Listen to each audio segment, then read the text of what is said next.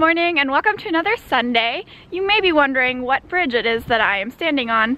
I'm in Pittsburgh again, which hopefully is the second to last time that I'll ever be visiting Jackson here, because tomorrow he has his biggest event of his grad school career, which is his thesis defense, and I'm here to support. And also we have both of our sets of parents visiting tomorrow for the event. They're going to watch, and afterwards we're going to have a little celebration at Jackson's house that he's staying at. So in preparation for that, I am currently on the way across this bridge to the local grocery store, which lucky for me has a Starbucks, and I'm very excited to get coffee in the very near future. It's quite chilly outside, but the sun is out and I keep looking around because there are all these noises and I'm not used to it. I guess it's just like squirrels playing in leaves, but it's eerily quiet compared to New York, and I'm standing in the middle of an overpass of train tracks and a bus track, so usually it's not that quiet, but I happen to get a good moment in. But yeah, I'm currently on the way. So as I mentioned, since it is his, let me turn around so the light's better. Since it is his thesis defense tomorrow, I am preparing today to cook a very large meal for our families so that we can celebrate and not be so stressed out tomorrow and have to cook then. We also have some Georgetown cupcakes that my parents sent as dessert, so I'm off the hook for that. But I'm going to be making a meal for, let's see, at least 6 people plus a lot of his friends, and I'm thinking of making pretzels and what else? Green beans, mac and cheese, you know, something a little southern inspired, and one more recipe which you'll see later, and it involves puff pastry. Can you guess what it is? I'll give you a few minutes until I'm cooking later to figure it out. One more hint, it's probably our most made family recipe, and I'll leave you with that. So now I am on my way to the grocery store. I need to pick up ingredients for all of these things, and then later I have one more exciting thing planned, which is completely unrelated, but as you know, we're headed towards Christmas, and Jackson and I have 2 nieces that are little enough where they still get super excited, and today I'm going to find some time to make advent calendars for our 2 little nieces. So in preparation for this advent calendar, I have been to Target, I have been to the local toy store on Walnut Street, which you will have seen, not the toy store, but you'll have seen this street in my last Pittsburgh vlog, and I got a little too carried away and got all these Christmas themed toys, which I'm really excited about, and I hope they are too. Also, we got some candy and cute wrapping paper, and I'll show you how I put it all together later in between the whole cooking extravaganza. So today should be quite exciting. Sorry I'm out of breath. I'm not used to the hills that are in Pittsburgh, so walking is a bit of a difficulty. Also, I did not come prepared. Now I'm wearing heels again. Oh well, I did not have space in my suitcase for more than 1 pair of shoes, so that's how it is, and somehow I'll balance up and down the hills back with all of my groceries. Starbucks, my savior!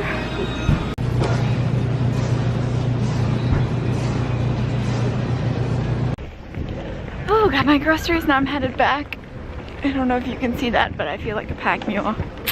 Oh well, it's a short way, so I'll just struggle silently. See you guys back at the house. Alright, so the cooking is in full swing. Got our mac and cheese ready, check. Got our quiche ready, check. So this is, as promised, the family recipe. I will leave it linked down below. We make this for every single special occasion. And then pretzel dough, which is rising, hopefully. And green beans, which are still uncooked.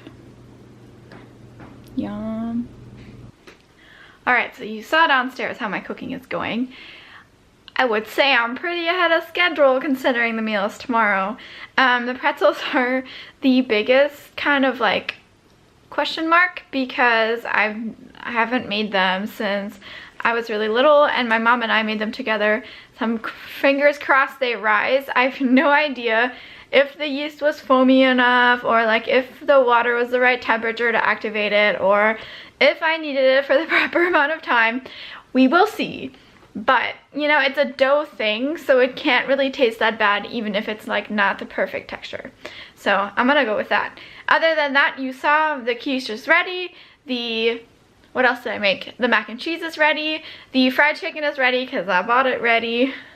And that is a smart thing to do when you have a big meal planned, I think. And what else?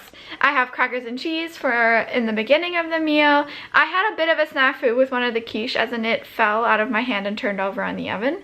And I'm sure that will involve some cleanup action when the oven is less hot. I've already burnt myself in 2 places on my hand.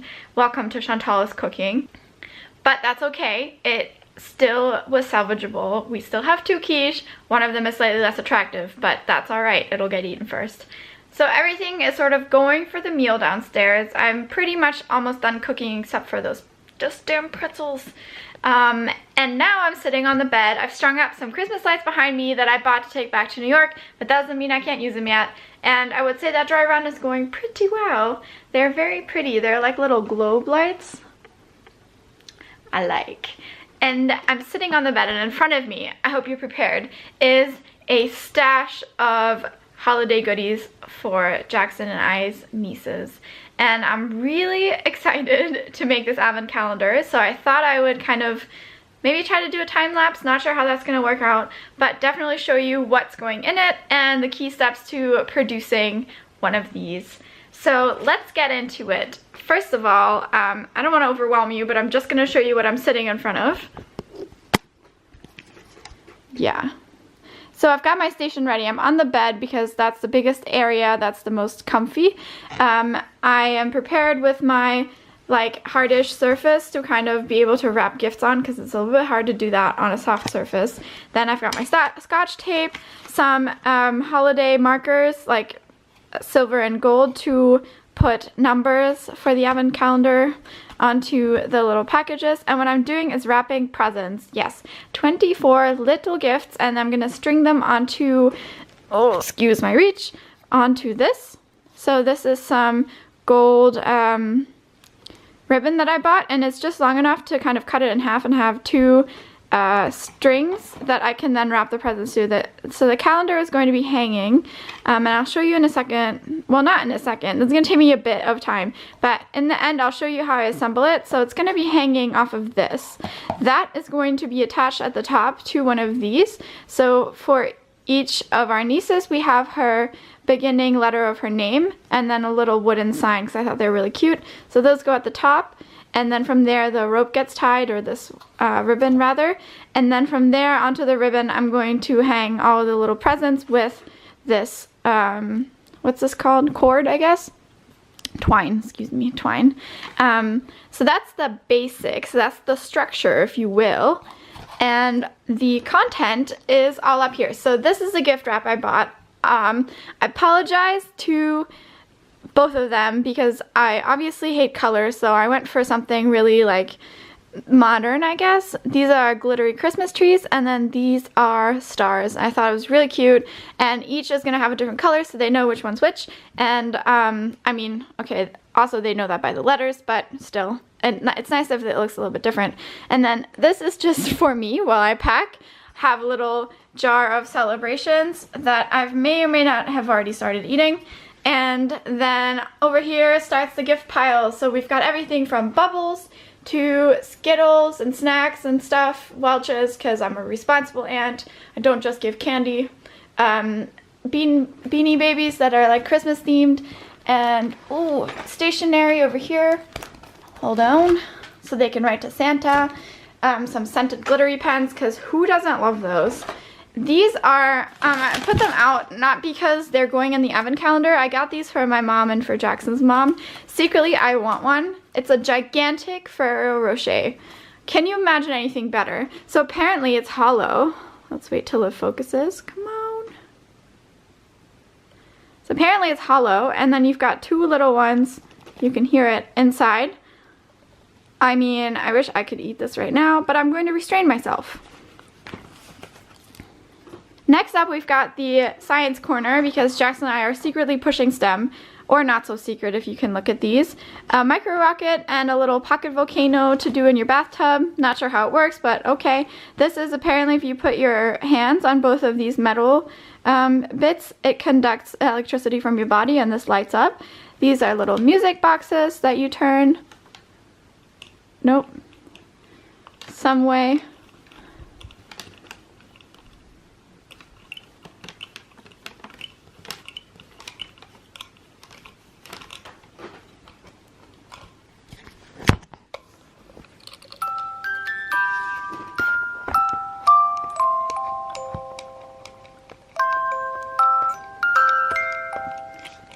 So that's Frosty the Snowman, if you guessed it. And we've got little wind-up robot toys that we were way too excited about in the store. So I'm going to wind this up and show you because it's actually insane. Like, I don't think they had this when I was a child, or I was just never exposed, but it's amazing. Let me get it to focus. So this one's a seal. How cute. And it does this. One moment. Oops.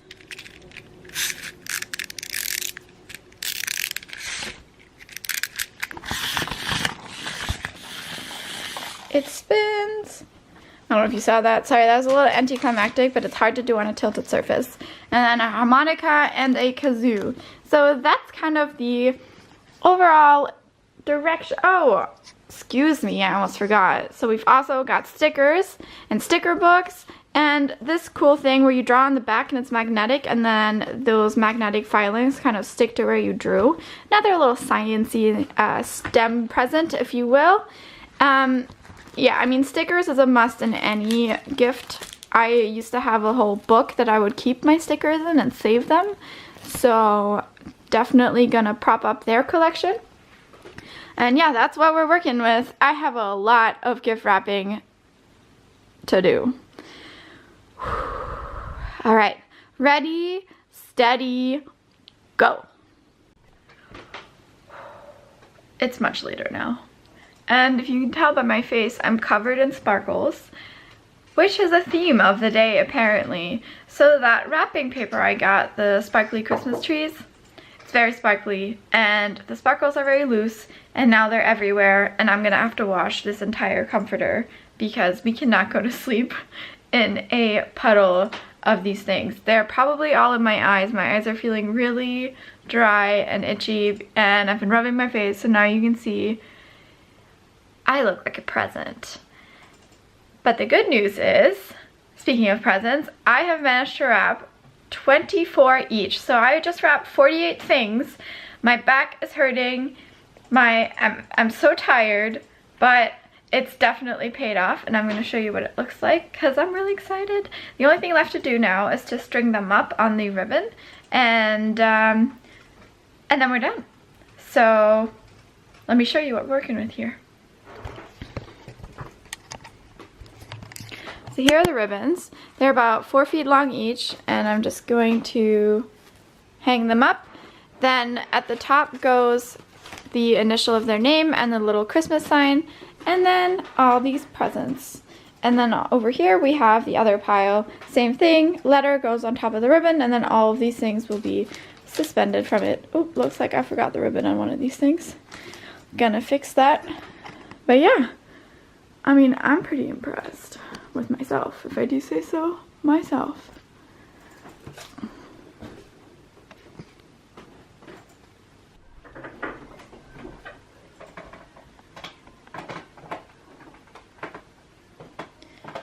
And that's a wrap for the first one. So what I ended up doing, just to show you guys, is, if it'll focus, I tied the string around these two little ornaments and then tied a knot into itself to make a loop. And then the easiest thing is actually just to staple. So just grab your stapler and go crazy. I sometimes also just tied these strings around, but it looks nicer if you staple because then it won't like crush the ribbon like I did. Learn from me. But yeah, I think it looks pretty good. Now I just have to do the other one and then I'm finished. And I can de-glitterize the bed. Last one's finished, and my work for the day is complete. The sparkle culprit has finally been hung, and now I can wash the duvet and get rid of all evidence. Here's the fairy letter, again with the loop and with the staples. This time I stapled way more. It went so much faster, so much easier. And yeah, I think they turned out pretty well for my first / second / third attempt.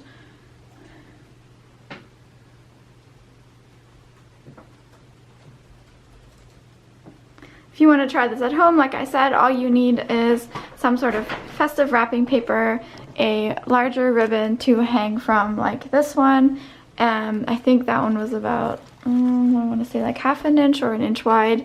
Some sort of like charm at the top. I like to choose letters that start with people's letters for initials for people's names so they don't get them confused, and also kind of to differentiate wrapping paper between calendars. And then all you need is some ribbon to wrap the presents in, tape, and lots of good ideas, and you're pretty much there. So yeah, if you try this at home, comment below, let me know how it went, let me know what age group you did it for, what kind of presents you included. I added a lot of toys and candy, but you really could do anything. Hope you guys give it a go.